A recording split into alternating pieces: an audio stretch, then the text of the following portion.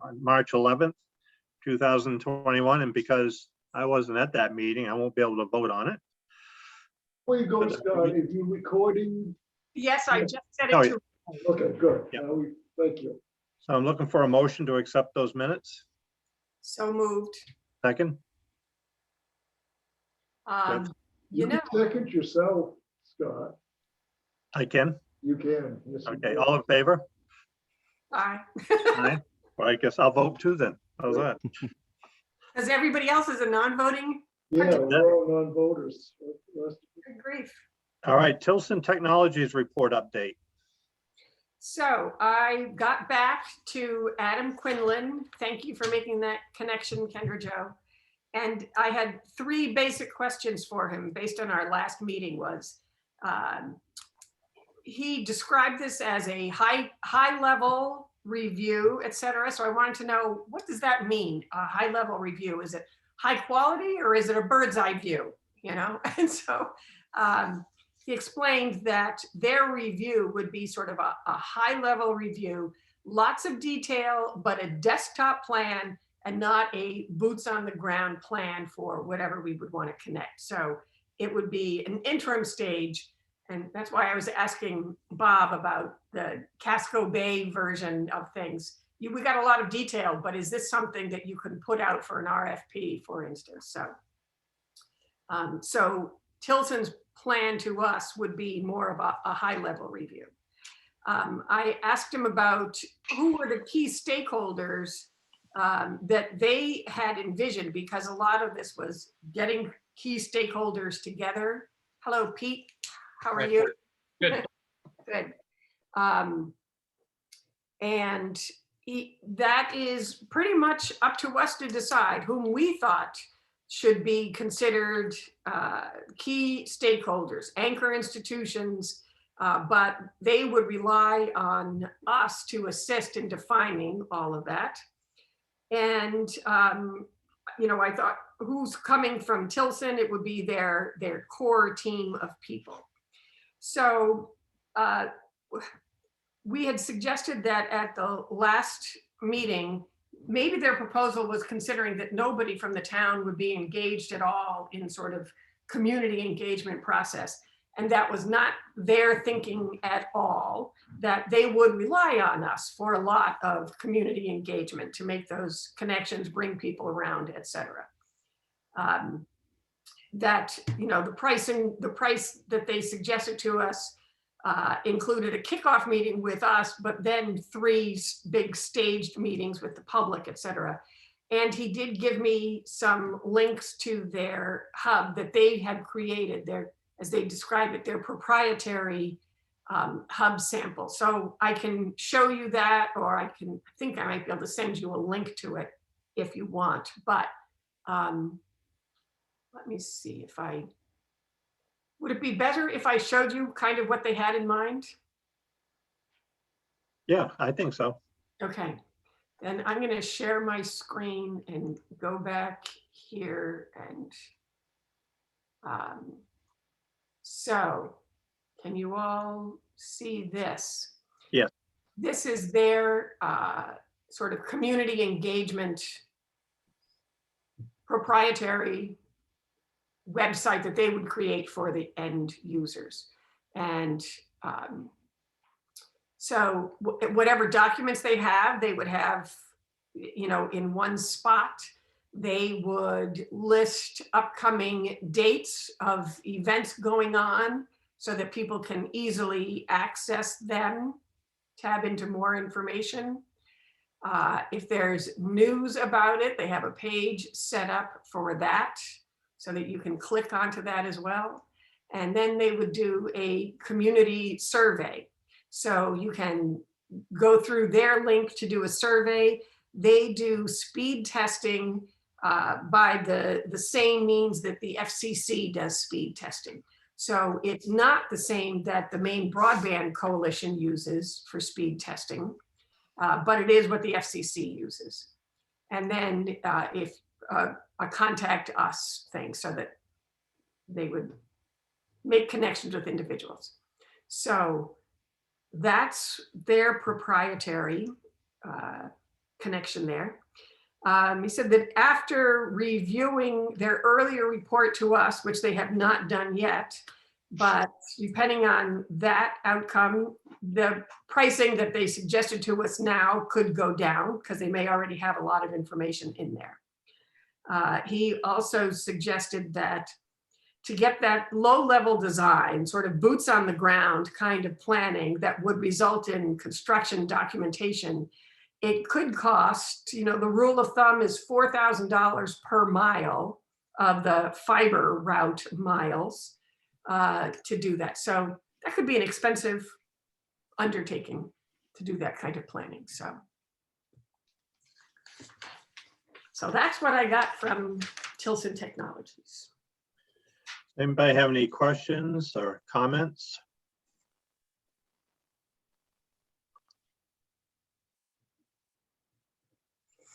Well, I'll just say the price tag surprised me a little bit.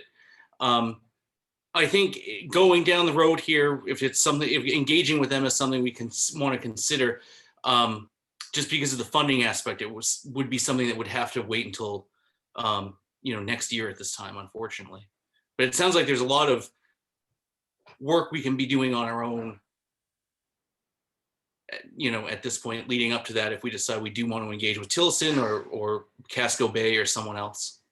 I was just thinking too, Matt, that with the stimulus, the COVID stimulus bill, the town will be getting $210,000 coming to us from that.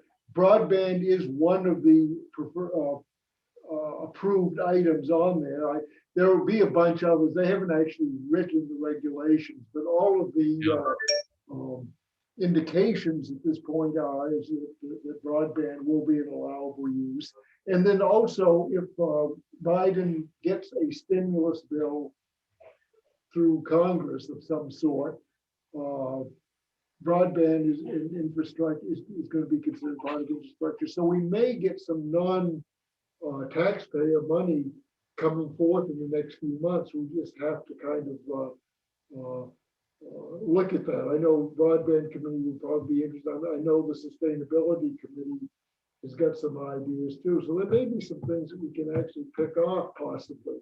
Just throwing that out there as a thought at this point. That's good news. Yeah, so we'll see.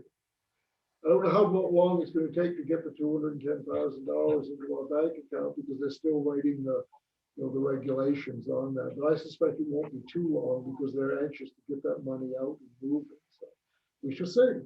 So Darlene, I have a question about the potential infrastructure bill. Yeah. Because that has, what I've seen of it has, it's going to be a significant part of that. Yes. Right. And so my question is, do you think that money will just simply go to towns, or will it go to, or will people like companies like Spectrum be really handling all that? So well, I think, Scott, it's way too early to tell because Biden has not drafted any legislation yet. Yeah. And so I think we'll have to wait until that legislation is drafted to see how they plan to distribute it. They may do a lot of block grants to the states, when then the states would block grant it out to the communities. That's what I suspect will be a good part of that. But again, I think it's a wee bit early, but don't be surprised if that's the model, that it goes right to the governor's office and then the towns would apply through the governor's office. And the reason I ask that, if it does come that direction, it will be important for any town, but especially ours, to be prepared to go forward with it. Yep. Now that's what the work we're doing now could potentially come up with ideas that we could then turn around if the select board so chose to move in that direction. So yeah, good point, Scott. Real good point. And it's probably likely that if it's going to be money geared towards infrastructure, which is what the state has also said they think is very important, that it would go through the Connect Maine Authority to distribute as well. So super. I like Connect Maine Authority. They're fairly easy to write programs for. They're not very complicated. So. Sherilyn, for the money that's coming in from the town, how will the town decide how to use it? What do you think the mechanism would be for that? Well, I believe it's going to be, and again, this is just what I've heard. I believe the select board would have the power to distribute that, because I think, most of these towns are town meetings. I don't think that necessarily in the COVID age, they're going to want to have extra town meetings because that slows down. But again, that's just my thoughts, Kathy, that the select board may have a good deal of discretion on the distribution of that. That's correct. So that it doesn't need a town meeting to define how the select board will designate and spend those dollars. Right. That's what I was thinking, Kendra Jo, but thank you for confirming that. So that means things could happen relatively quickly as far as municipalities go.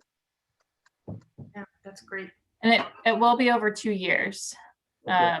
that the town level funding. I'm not sure about the county level funding.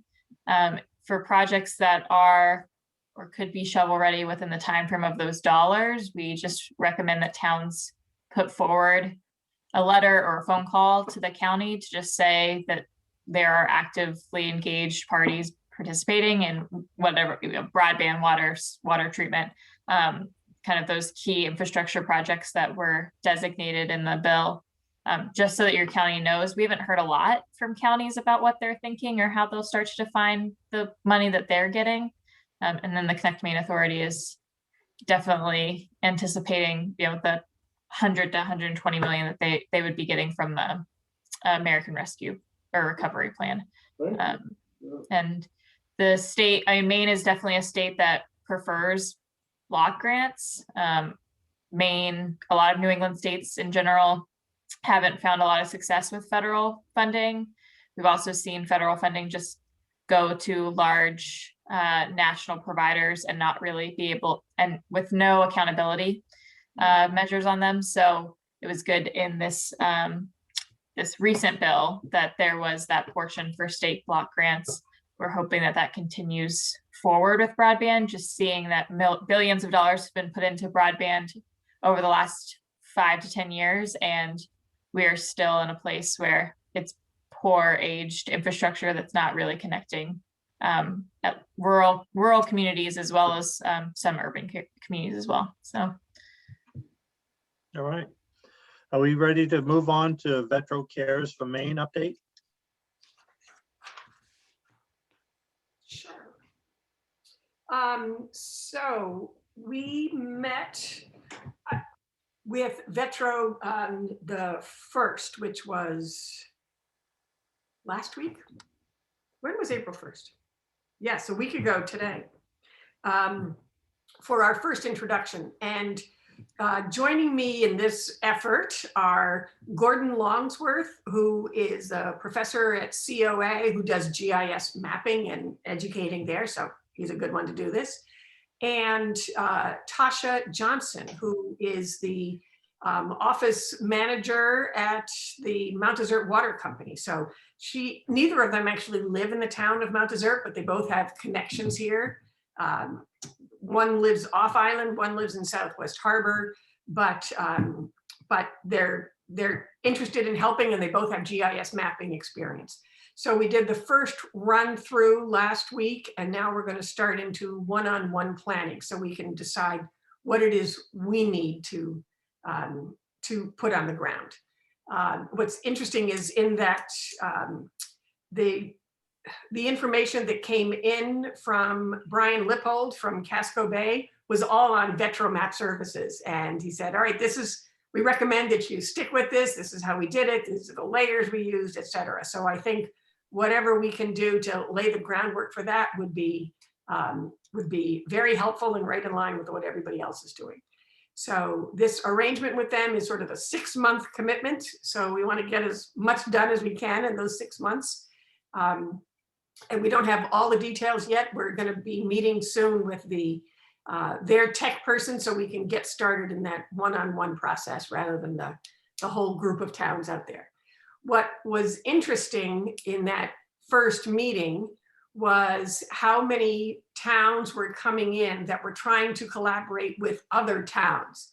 And almost all of them had the background that says, well, it hasn't been so easy to connect. You know, there's different things going on in different towns. And so everyone is struggling to get towns to work together, which is similar to our case. You know, everybody wants to kind of do it, but like, all right, how are we going to work with this other town? So I'm hoping that between this project we've got going on with the police departments between Mount Desert and Bar Harbor, and maybe having somebody who lives in Southwest Harbor doing this program for Mount Desert, it might be a good segue for that community, at least those 3 towns, to try and work together. So we've got it underway. Great, thank you.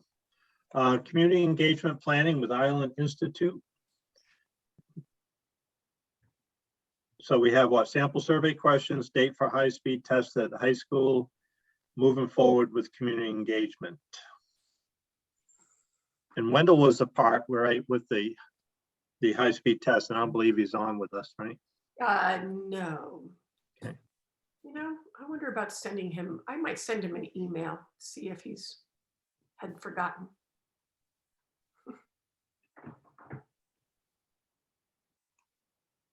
Kendra Jo, you were going to perhaps give us some sample questions we could put together for a survey? Yeah, I have a team member that's just wrapping up a few surveys with communities right now, and she was pulling together a just like a question bank, and she said that she would get that to me within the next couple of days, if that's okay. And then I have a few surveys that are just community surveys, so hers would be just a list of surveys that work, and then I have a few just general surveys that communities have sent out. I guess my question to you all is starting to define what your goals of that survey would be as you look at the questions. You know, if you're just trying to identify, well, if you're trying to identify where there's still unserved areas or underserved or less than 25.3 areas. If you're looking at a survey that's more questions on use and technology preference or town involvement, try to keep surveys to, you know, under 17 questions.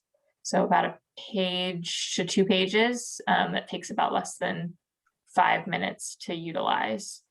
And then we have a SurveyMonkey account that is available. I'm not sure what the town or Mount Desert 365 has, but that's also an option for kind of digital delivery. So this is really about trying to figure out the needs. Is that right? Yeah, I mean, I think from our earlier conversations, I think we do want to identify areas that don't have anything or are under the normal, you know, recommended limits. And those recommended limits are, you know, FCC says 1, but Angus King and others say, you know, it should be 100 up and down. And sometimes we're thinking, no, it should be a whole gigabyte up and down, you know? So the question is, what are we doing and how much do we need? What would be a minimum of what we would want? But what do we have as a starting point? How are people using it? How would they use it if they had more? Mhm. And I think, you know, from our earlier conversations, John had suggested, I think it's good advice, let's ask questions that we can act upon. You know, is it just information or is it information to help us make a decision and moving in one direction or another? So. What were the questions like the last time? Because I saw in the minutes about people felt they really weren't good questions or something along that lines, you know, the last time you did a survey. Going back to the one when we did the survey that wound up being a pretty marsh project. Yeah, from what I remember from that survey, it was done on a postcard. So I think it was probably 5 or 6 questions. But I remember when we were kind of going through the information and gathering it, it struck me how many sort of, and I don't mean this in a negative way, but just uninformed people there are, because you would have a person on one side of their street return their card and say, oh, I'm happy with my service. It's adequate for my needs. And then the person on the other side of the street would say, oh, it's not available in my area. So you sort of have to be able to comb your way through that. I think what we lucked out with last time was when we had our very first meeting, there was a huge contingent from sort of the western side of town, the Pretty Marsh Sonesville area, that turned out and voiced their opinion or their thoughts in person and shared their own experiences. So it was clear to us just from that sort of where the sort of black hole was in town. And I think what we're going to end up with now is just we know we should give ourselves credit. We have very good coverage in this town, but we are aware there are small pockets. And I think we're just going to find all of these small little pockets of a house or two here, a house or two there. And I don't really know what you do with that. How do you value one of those areas over another? You know, I guess my concern too is you're only going to find out those pockets if people respond to the survey. So do we assume that if nobody responds that there's no problem, or there is a problem? Or I'm just trying to figure out if there's a better way to figure out where where the gaps are rather than using a survey.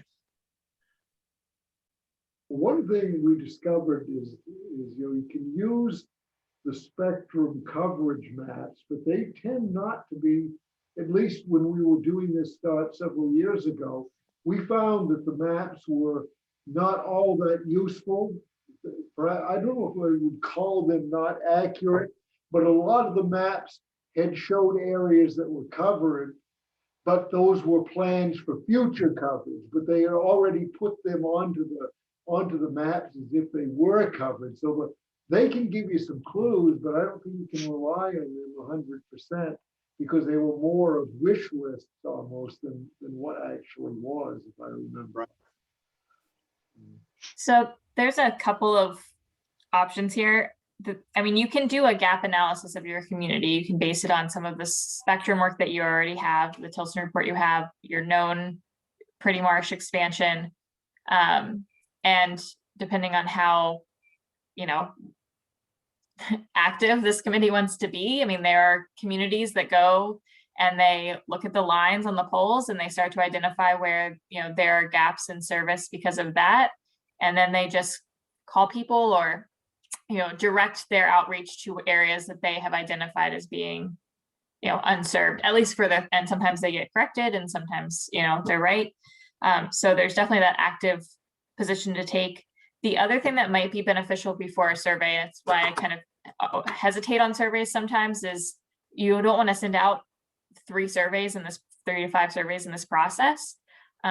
So maybe having a community information session where you provide some information on broadband, talk about what has happened in your community in the past and what you are, thinking about for the future or starting to think about, and then leave an opportunity to just start getting some conversation around not just people that don't have service, but how people are actually using the service in your community. Because then you'll start to decide or start to hear, yes, I have Spectrum.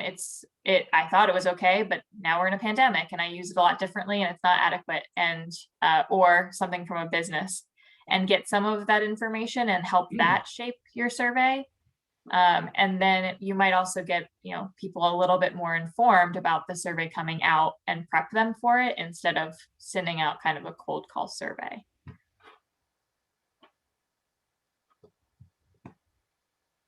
That's a great idea because you can have 2 people on the same street.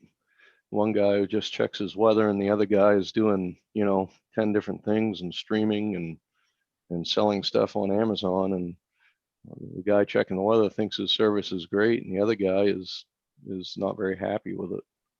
So you got a huge gamut of users out there that just use it for different variety of things.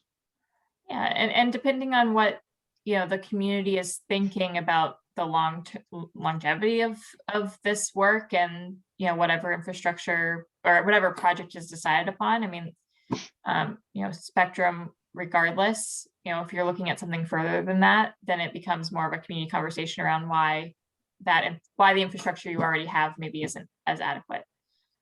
So then it takes it just beyond the maybe more than a handful of people, but the people that are still have nothing, and brings it into more of a community-wide conversation of, it's not just about not having anything, it's also about not having the service that we need as a community.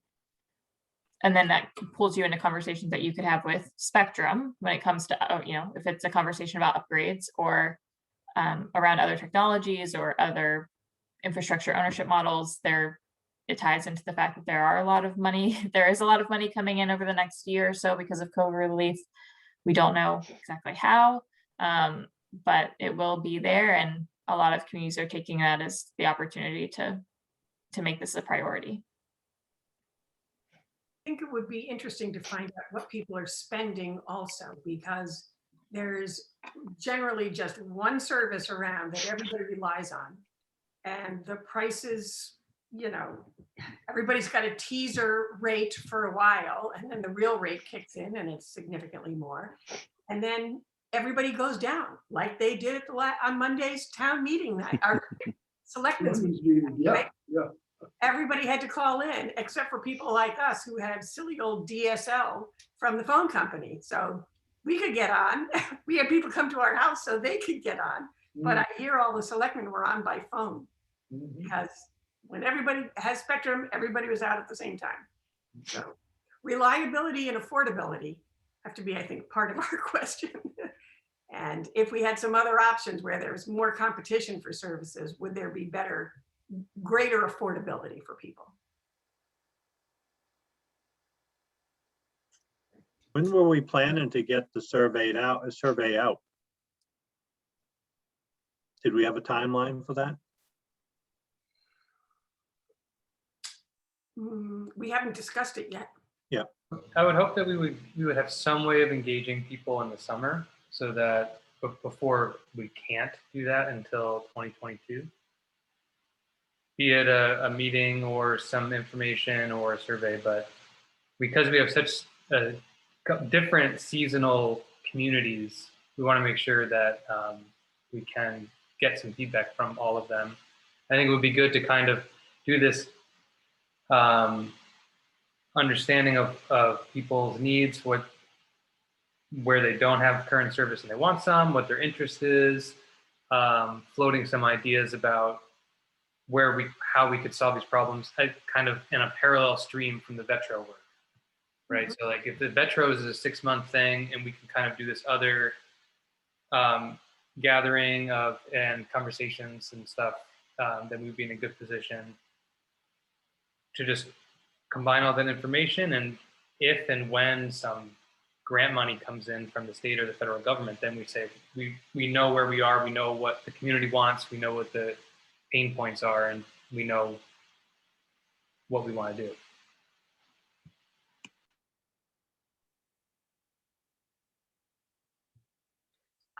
Derlin, do you have any sense about whether there would be the usual summer resident association meetings this year? Well, I could contact Maggie Hayes, who's the chair, and see what they're planning on. I've not had much, I've talked to her a couple of times over the winter, but not on that subject. So maybe that will be something I will contact her tomorrow and ask what the SRA is thinking of.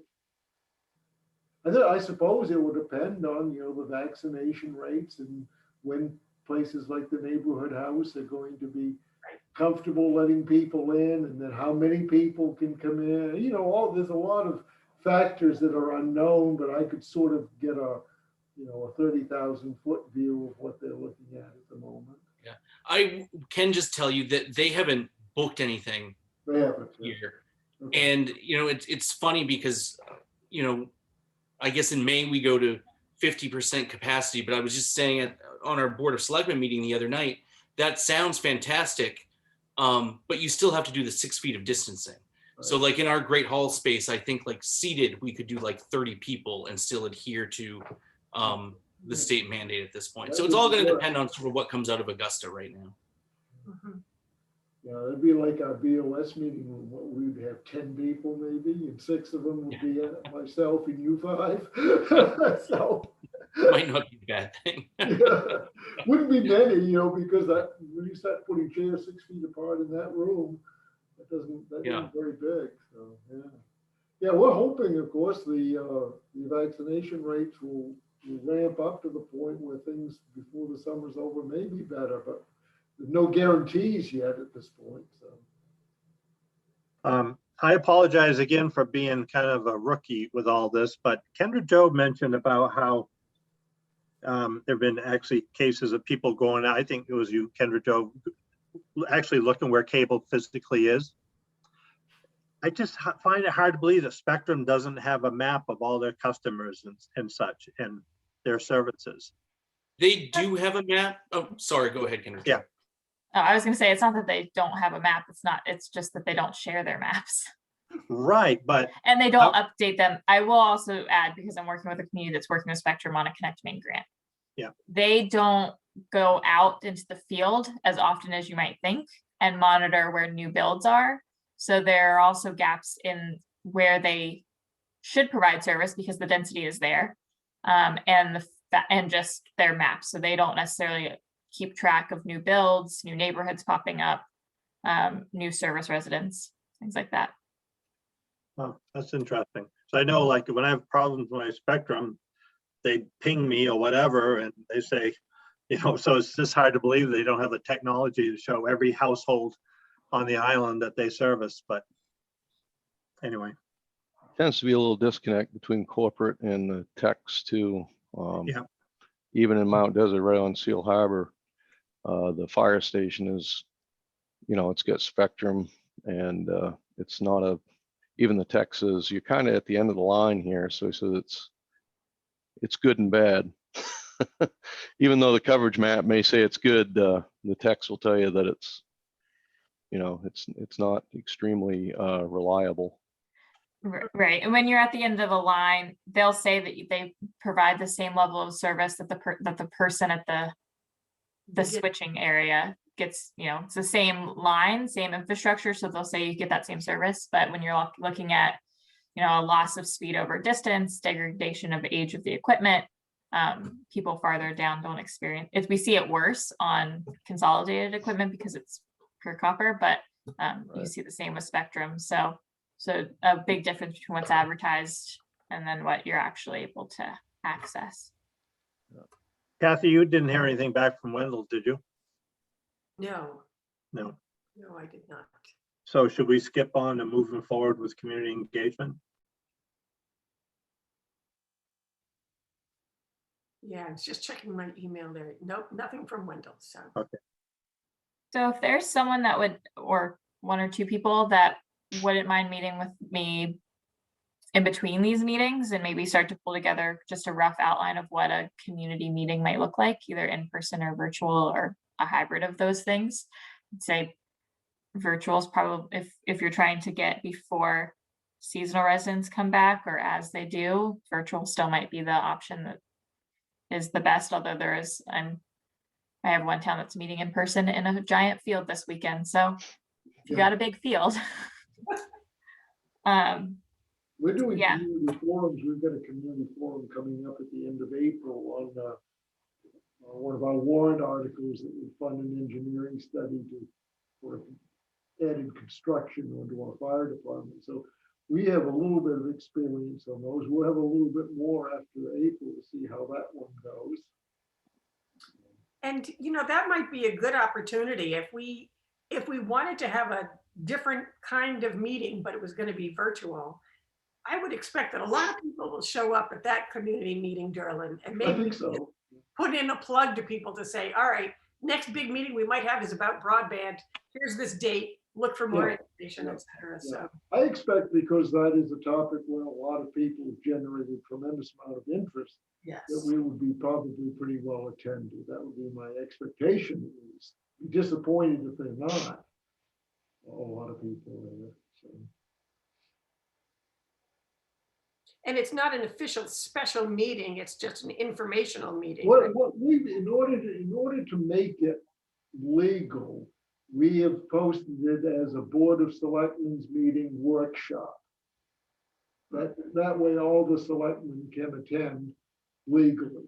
If it's just a community forum without that sort of power behind it, then you get more than 3 selectmen, it's considered an illegal meeting. So we have posted it as a workshop, a Board of Selectmen's workshop, and that covers it.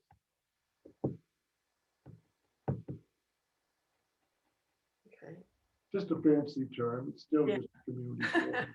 But wouldn't those that showed up on a Zoom meeting be those that don't have any technology issues? Well, limited, I guess, Scott, yeah.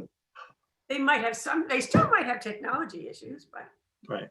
But it would only be the people who have some kind of service. Right, At right. least good enough of power to be able to use Zoom anyhow. Exactly.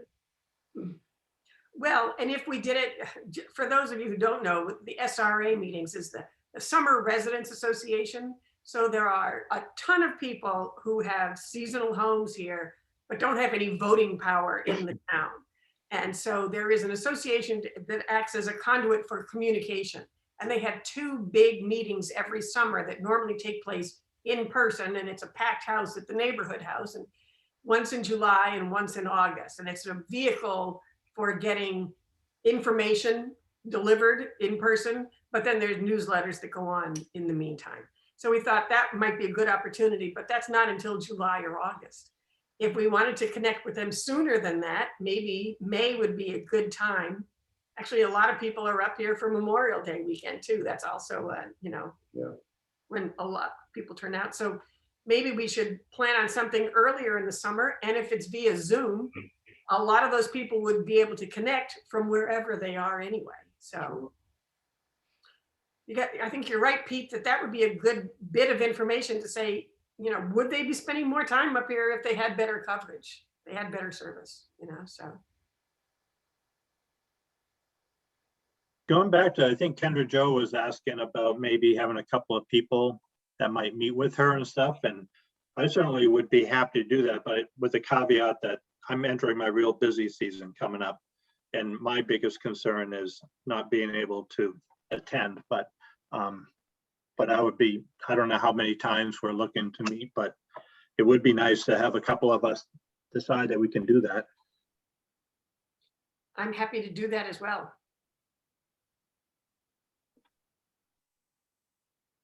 Yeah, likewise.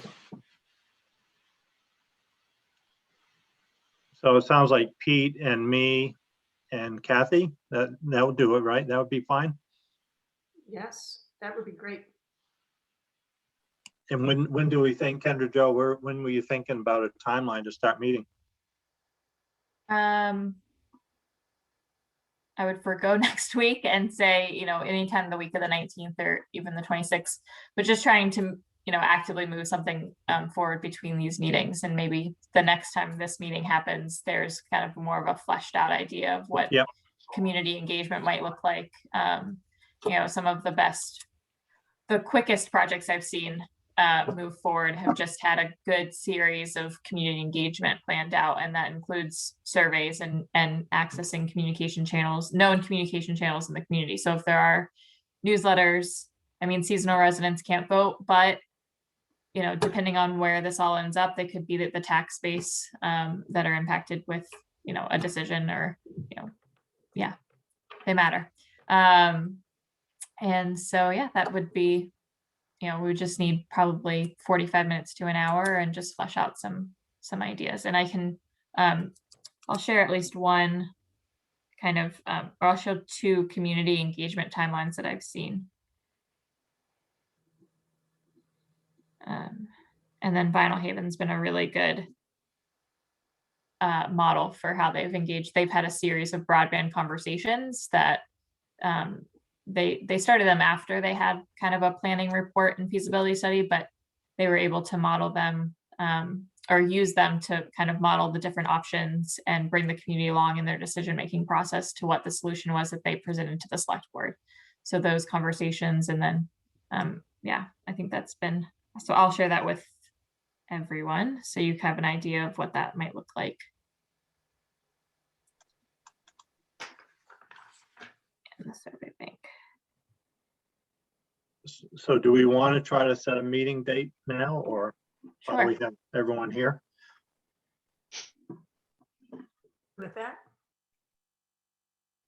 And the week of the 19th, anytime is good for me. I don't have anything else scheduled right now. What a good week. It's school break week. Oh, that's why. Well, and I think, you know, I have 3 other town meetings, groups that I'm on. So I was like, oh, nothing then. That's good. Wednesday or Thursday would be best for me. Okay. 21st or 22nd. And what time do you think, or what time of day are you thinking?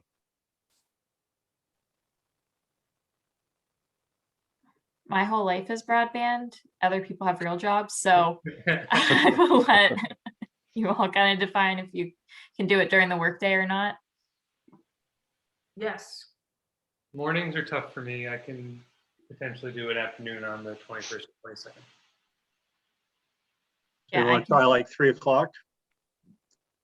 Or Yeah. later? 3 o'clock on the 21st, does that sound good? Sounds good to me. Thursday would be better for me at 3, if that's fine. Okay, that's fine too. 4 Thursday, to at 3 o'clock. and where are we gonna meet? Can we think we can use this same Just platform? Zoom? Just do Zoom? Yeah. Okay, Is that okay, Derlin, if we? Yeah, use oh, sure, this one? sure. Or I can do it from my office. I can use our organization Zoom and not the town. So Whatever works, you're perfectly, I'll send you guys an invite to, perfectly free to use this if you so choose, so. I'll send you 3 an invitation then to meet on the 22nd at 3 o'clock. perfect. Great, thank you. Okay. And then we just have any, is there any other business? I just want, I will double check, or if all of you double check that you can actually get into that Dropbox folder. But if you want, I can show you what's in there now, because they do have some great resources that I saw that I put in here. So our agendas and minutes, are in here easily. The committee recordings, I've saved a link in here for this. The Connect Maine Authority had some information, so I stashed some stuff in there. The Island Institute, I put in, Kendra Jo, your guide to community-driven broadband in here. And the Maine Broadband Coalition had some information on becoming broadband ready toolkit. And I thought this was actually a very useful document for us to help guide what we're trying to do. The 2 pieces from the Casco Bay reports were in here, and Tilson Technologies, I put their thing in here, and some of their, well, forget this sample thing. I'll put a link into their sample if you want to do that. And some VetroCare's information in here. So I hope that you can all get to this folder here, this broadband at Mount Desert folder. So let me know if you don't find that invitation, and I'll try and do it again another way. I'm in it, Kathy, right now. Actually, I've been looking at the Casco Bay thing. Good. Yeah, I just have to free up space on my side, but thank you for setting that up. I think it's really helpful. Good. All right. But I have no other business.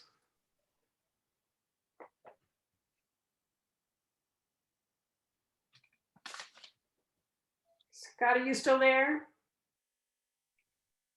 think we lost him. Muted. You got a phone call or something? Oh yeah, he's gone altogether. Well, now he is done. Okay. Well, with that, should we Maybe that was a hint. Yeah.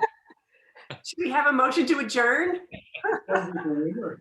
Move to adjourn. Thank you, Kathy. Good meeting. All right, good. Thank Thank you you. all. And Thank you. our next meeting is May 13th at 4 o'clock. So May 13th, right? You said 4? thank you. Good. All right, everybody. Thanks a lot, guys. I'll stop recording. Stop recording.